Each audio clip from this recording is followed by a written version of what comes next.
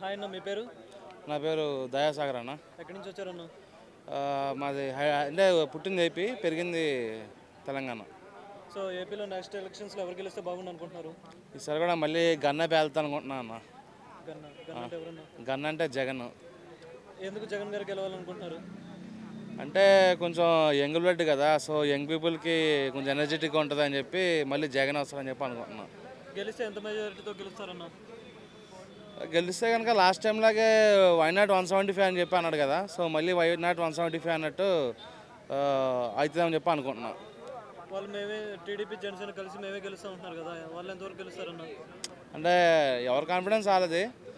వాళ్ళేమో ఇద్దరు కలిసి గెలుస్తామంటున్నారు, ఈయనేమో సింగిల్గా నేనే వస్తా వైనాట్ 175 అని చెప్పి అంటున్నాడు. కాబట్టి జగన్ కూడా ఛాన్సెస్ ఎక్కువనే ఉన్నాయి. ఇప్పుడు ఈ నవరత్నాలు పథకాలు పెట్టారు కదా, ఇవి జనాలకి ఎంతవరకు అందుతున్నాయి అంటారన్న? 100% అందుతున్నాయి. అంటే పథకాల మీద విమర్శిస్తున్నారు తప్ప మాకు ఎవరు కూడా అందట్లే అని చెప్పి అంటున్నారు కదా. సో జాబ్ లేని వాళ్ళకి కూడా వాలంటీర్ జాబ్స్ ఇచ్చి ఎంకరేజ్మెంట్ అయితే చేస్తున్నాడు కదా.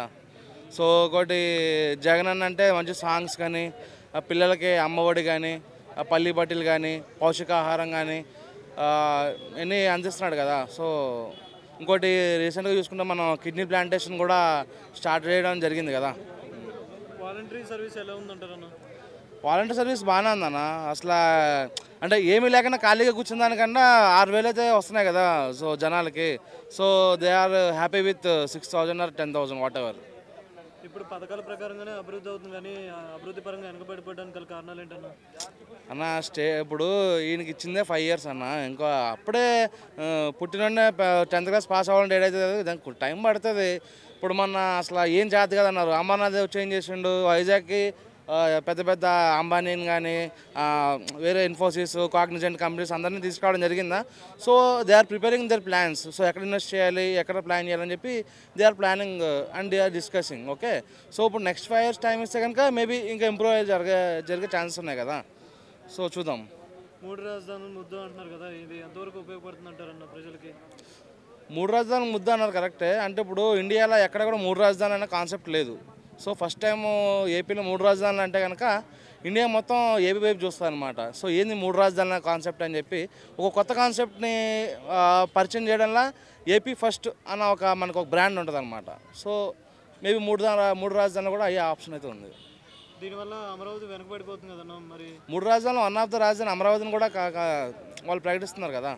సో చూడాలి. మరి ఐటీ పరంగా కానీ, మరి డెవలప్మెంట్ పరంగా కానీ, రోడ్స్ కానీ అన్నీ వెనకబడిపోయినాయి కదా, మరి దీన్ని ఎలా చూడాలంటారు? రోడ్స్ ఒక టైంలో ట్రోల్స్ వచ్చినాయి కానీ ఇప్పుడైతే ట్రోల్స్ రావట్లేదు కన్నా. లాస్ట్ 1-2 years నుంచి మనం చూసుకుంటే కనుక ఒక ట్రోల్ కూడా లేదు రోడ్స్ గురించి. So roads they are working, they roads గురించి వర్క్ చేస్తున్నారు. సో ఐటీ హబ్ అనేది ఇంకా ఆల్రెడీ మన అమర్నాథ్ గారు వైజాగ్ తీసుకురావడం జరిగింది. So they are preparing they plans. ఒకటేసారి తవ్వేసి ఒకటేసారి చేయాలంటే కష్టం కదా. సో వాళ్ళు ప్లాన్ చేసుకుంటున్నారు, ఎక్కడ ఇన్వెస్ట్ చేయాలో చూసి వాళ్ళు ఇన్వెస్ట్ చేస్తారు. మరి అభివృద్ధి పరంగా వెనకబడిపోవడానికి కారణాలు ఏంటన్నా?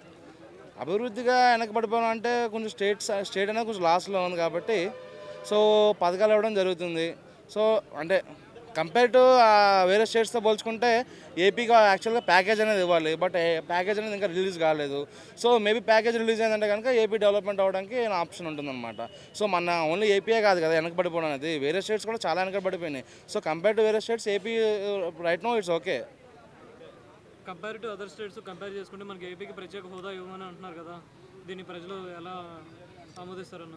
సో దానికోసమే ఆల్రెడీ జగన్మోహన్ రెడ్డి గారు అప్పుడప్పుడు మోడీ గారి దగ్గరికి వెళ్ళి కలవడం కానీ చేయడం కానీ చూస్తున్నారు కదా. సో ప్రత్యేక హోదా అయినా రావాలి, లేకుంటే కనుక మనకి ఒక స్పెషల్ ప్యాకేజ్ అయినా రావాలి. సో రెండిట్లో ఏదో ఒకటి కన్ఫర్మ్ అవుతుంది. సో వెయిట్ చేయాలి అంతే. ఇంకొక 5 years అయితే కనుక హోదానా ప్యాకేజ్ అనేది మనకు కన్ఫర్మ్ అవుతుంది. ఇంకో 5 years ఇస్తే ఇంకా అసలు పూర్తిగా వెనకబడిపోతాం అంటున్నారు కదా, ఇది ఎంతవరకు నిజం అంటారన్న? కొన్ని యాంటీ పీపుల్ ఉంటారు, వాళ్ళు అయితే అంటారు తప్ప ఎవరో 100లో 10 మంది అన్నారు తప్ప 100కి 100 మంది అయితే అనలేదు కదన్న. కొంతమంది కొన్ని వర్గాలు అంటున్నాయి. సో మనకు తెలుసు కదా అసలు వాట్స్ గోయింగ్ అనేది. సో మొన్న ఒకసారి లాస్ట్ 2 times 3 times సర్వే చేసినప్పుడు టాప్ 10 CMsలో one of the CM Jaganmohan Reddy వచ్చింది కదా. పార్టీలో 2 కులాలు 2 గ్రూపులు పట్టడానికి గల కారణాలు ఏంటన్నా? ఏది రెడ్డిస్, చౌదరీస్ 2 గ్రూపులు పట్టడానికి గల కారణాలు ఏంటి? ఇక ప్రతి స్టేట్లో కూడా క్యాస్ట్ గురించి ఉంటుంది అన్న. ఏపీలో కొంచెం ఇంకెక్కువ ఉంటుంది అనమాట.